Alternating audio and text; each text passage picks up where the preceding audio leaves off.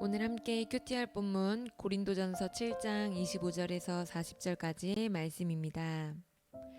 처녀에 대하여는 내가 주께 받은 계명이 없으되 주의 자비하심을 받아서 충성스러운 자가 된 내가 의견을 말하노니 내 생각에는 이것이 좋으니 곧 임박한 환난으로 말미암아 사람이 그냥 지내는 것이 좋으니라. 내가 아내에게 매였느냐 노이기를 구하지 말며 아내에게서 노였느냐 아내를 구하지 말라. 그러나 장가가도 죄짓는 것이 아니요 처녀가 시집가도 죄짓는 것이 아니로되 이런 이들은 육신의 고난이 있으리니 나는 너희를 아끼노라. 형제들아 내가 이 말을 하노니 그때가 단축하여진 고로 이후부터 안에 있는 자들은 없는 자 같이 하며 우는 자들은 울지 않는 자 같이 하며 기쁜 자들은 기쁘지 않은 자 같이 하며 매매하는 자들은 없는 자 같이 하며 세상 물건을 쓰는 자들은 다 쓰지 못하는 자 같이 하라. 이 세상의 외형은 지나감이니라. 너희가 염려 없기를 원하노라. 장가가지 않는 자는 주의 일을 염려하여 어찌하여야 주를 기쁘시게 할까 하되 장가간 자는 세상 일을 염려하여 어찌하여야 아내를 기쁘게 할까 하여 마음이 갈라지며 시집가지 않은 자와 처녀는 주의 일을 염려하여 몸과 영을 다 거룩하게 하려 하되 시집간 자는 세상 일을 염려하여 어찌하여야 남편을 기쁘게 할까 하느니라. 내가 이것을 말함은 너희의 유익을 위함이요 너희에게 올무를 놓으려 함이 아니니 오직 너희로 하여금 이치에 합당하게 하여 흐트러짐이 없이 주를 섬기게 하려 함이라. 그러므로 만일 누가 자기의 약혼녀에 대한 행동이 합당하지 못한 줄로 생각할 때에 그 약혼녀의 홍기도 지나고 그같이 할 필요가 있거든 원하는 대로 하라. 그것은 죄짓는 것이 아니니 그들로 결혼하게 하라. 그러나 그가 마음을 정하고 또 부득이한 일도 없고 자기 뜻대로 할 권리가 있어서 그 약혼녀를 그대로 두기로 하여도 잘하는 것이니라. 그러므로 결혼하는 자도 잘하거니와 결혼하지 아니하는 자는 더 잘하는 것이니라. 아내는 그 남편이 살아있는 동안에 매여 있다가 남편이 죽으면 자유로워 자기 뜻대로 시집갈 것이나 주 안에서만 할 것이니라. 그러나 내 뜻에는 그냥 지내는 것이 더욱 복이 있으리로다. 나도 또한 하나님의 영을 받은 줄로 생각하노라. 아멘. 우리는 지난 이틀간 부부간의 성관계 문제, 배우자와 사별한 사람들의 재혼 문제, 그리고 이혼 문제 등 민감한 이슈에 대한 바울의 권면을 살펴보았습니다. 그리고 종과 자유인, 그리고 할례받은 사람과 무할례자들, 이들을 향한 권면도 살펴보았습니다. 바울은 이처럼 다양한 상황에 있는 고린도 성도들에게 권면을 주었지만 사실 바울이 한 권면의 내용은 단순했습니다.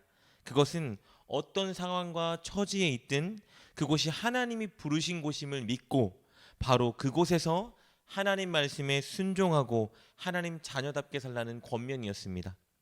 오늘 본문도 거의 유사한 내용의 권면을 다루는데요. 오늘 본문의 권면의 대상자는 아직 결혼하지 않은 처녀입니다. 그러나 학자들은 본문의 처녀를 일반 처녀로 보지 않고 이미 약혼한 상태에 놓인 처녀로 간주합니다. 왜냐하면 본문에 쓰인 처녀라는 이 단어가 고린도 교인들이 보통 젊은 약혼한 여자들을 언급할 때 쓰였기 때문입니다. 바울은 그들에게 권면하기에 앞서서 먼저 본문의 권면은 우리 모두가 마땅히 따라야 할 주님의 명령이 아니라 자신의 개인적인 생각에서 나온 조언이라고 분명히 밝히고 있습니다. 우리 25절 말씀입니다. 처녀에 대하여는 내가 주께 받은 계명이 없으되 주의 자비하심을 받아서 충성스러운 자가 된 내가 의견을 말하노니. 그렇기 때문에 오늘 본문에 나오는 바울의 조언을 우리 상황과 형편에 무조건적으로 적용할 필요는 없습니다. 그러나 바울이 말하려고 하는 영적인 원리는 우리가 파악하여 우리의 삶에 적용하고 실천해야 할 것입니다. 우리 26절 말씀 보겠습니다. 내 생각에는 이것이 좋으니 곧 임박한 환난으로 말미암아 사람이 그냥 지내는 것이 좋으니라. 바울은 이미 약혼한 처녀에게 혼례 절차를 진행해서 결혼으로 완성하지 말고 그냥 처녀의 상태로 지내는 것이 더 좋다라고 말하고 있습니다. 우리가 알던 결혼은 늘 좋은 것이라는 성경의 상식이나 설교 때 들었던 의견과는 조금 다르죠. 그렇다면 바울은 왜 약혼한 처녀에게 결혼하지 말라고 할까? 처녀로 사는 것이 왜 더 좋다고 말할까? 두 가지 의도가 있습니다. 첫 번째 의도는요, 당시 고린도 지역에 발생한 환란 때문입니다. 윈터와 같은 학자에 의하면 당시 고린도에는 큰 지진과 기근으로 인해 엄청난 심각한 식량 부족의 어려움이 발생했다고 주장합니다. 사람들은 미래에 대한 심각한 염려와 불안감에 휩싸여 있었고, 그리스도인들은 마지막 때가 임박했다라고 생각하고 있었습니다. 이런 상황 속에서 바울의 판단은 약혼자가 결혼을 진행하지 말고 혼자 살아가는 것이 더 좋다였습니다. 자기 혼자의 생활도 연명하기 어려운 이 상황 가운데 결혼까지 한다면 생활에 많은 부담이 발생할 것이 뻔했기 때문입니다. 그래서 바울은 결혼을 진행하지 말고 혼자 살라고 말합니다. 결혼이 결코 나쁜 짓이거나 죄는 아니지만 혼자 살아가는 것이 지금으로는 훨씬 더 나은 것 같다는 개인의 생각을 말하고 있는 것입니다. 그러나 오해하지 말아야 될 것은요, 독신으로 사는 것이 결혼하는 것보다 더 성정적이거나 도덕적으로 우월한 선택은 아니라는 것을 우리가 알아야 합니다. 다만 재난이나 환란과 같은 특수한 상황 속에서 독신의 생활이 더 유익하다는 것을 말해주고 있는 것입니다. 그리고 바울이 결혼하지 말고 지금처럼 홀로 살아가라고 말한 두 번째 이유는 당시로서는 독신이 하나님께 더 집중하여 헌신할 수 있는 환경이었기 때문입니다. 우리 33절부터 34절까지의 말씀입니다.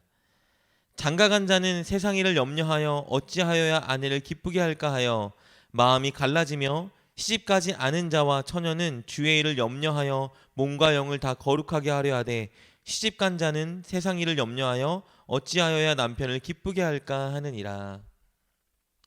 결혼하게 되면 당연한 얘기지만 내가 챙겨야 할 배우자와 자녀들과 새로운 가족들이 생겨납니다.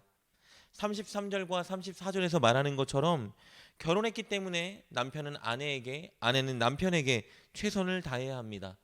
자녀가 생긴다면 자녀에게 최선을 다해야 할 것이고, 마찬가지로 시댁과 처가에 그렇게 최선을 다하는 삶을 살아야 합니다. 이것은 죄가 아니죠. 당연히 하나님께서 주신 가정을 잘 꾸리고 섬기는 것은 그리스도인의 가장 기본적인 의무입니다. 그러나 그러다 보면 하나님의 기쁨을 위해 전적으로 헌신하려던 이 마음과 생각이 분산될 수밖에 없을 것입니다. 바울도 그렇게 생각한 거예요. 결혼한 자는 배우자나 자녀들을 사랑하고 섬기느라 주님을 향한 헌신의 마음이 나눠질 수도 있기 때문에 당시에 임박한 환란의 때에는 독신의 상태로 한결같이 주님을 섬기는 것이 더 나은 선택이라고 바울은 생각한 겁니다. 그러나 독신으로 지내는 것이 꼭 유일한 해답은 아니라고 분명히 말하고 있습니다. 독신이건 결혼했건 중요한 것은요, 늘 하나님께 헌신하기 위해 노력하는 자세입니다. 늘 하나님의 뜻과 말씀을 우선순위에 두고 지금 내가 있는 현재 그 자리에서 하나님의 말씀에 순종하기 위해 애쓰는 태도가 가장 중요한 것입니다. 그것이 바울이 오늘을 살아가는 우리에게 본문을 통해 주고 있는 교훈인 것입니다. 바울은 우리가 그렇게 살아갈 수 있도록 한 가지 삶의 태도를 우리에게 권면합니다. 그것은 늘 가정법을 사용하여 실천하는 것입니다. 아닌 것처럼, 없는 것처럼 늘 가정하며 실천해 보는 것입니다. 29절부터 31절을 통해서 바울은 말합니다. 안에 있는 자들은 없는 자처럼, 우는 자들은 울지 않는 자처럼, 기쁜 자들은 기쁘지 않은 것처럼, 매매하는 자나 세상 물건을 쓰는 자들은 그것들을 매매하지 않거나 사용하지 않는 자처럼 그렇게 살라고 권면하고 있습니다. 이 말은 현실의 삶을 부인하며 살라는 권면이 결코 아닙니다. 나를 둘러싼 상황과 나를 둘러싼 관계와 그리고 세상의 시스템과 가치가 내가 어떤 사람인지 결정하게 만들거나 내가 어떻게 살아가야 하는지 지배하지 못하도록 만들라는 권면입니다. 즉 결혼과 같은 세상의 시스템이나 슬픈 일, 기쁜 일, 혹은 물질이나 사업 이런 것들이 내 삶의 우선순위가 되지 못하도록 하라는 권면입니다. 오직 예수님만, 하나님의 말씀만, 하나님의 뜻만 내 삶의 우선순위가 되게 만들어서 나를 지배하고 내가 결정하도록 만들라 권면하고 있는 것입니다.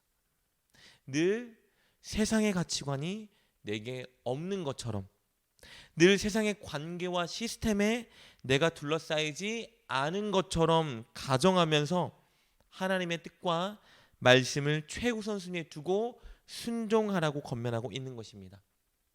사랑하는 여러분, 우리는 하나님의 것입니다.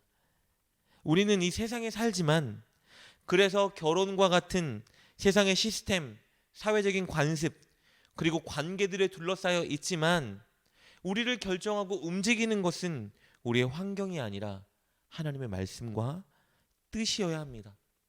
혹시 하나님의 말씀과 뜻을 따르지 못하게 만들고 있는 것들이 있다면, 그것들을 우선순위에서 내모는 것들이 있다면, 우리는 그것들이 없는 것처럼 살아야 합니다. 우리가 그것들을 속박되지 않은 것처럼 살아야 하는 것입니다. 그리고 늘 하나님의 말씀과 뜻을 최우선순위에 두고 오늘 있는 그 현장에서 하나님의 말씀에 순종하기 위해 애쓰는 삶을 살아야 하는 것이죠.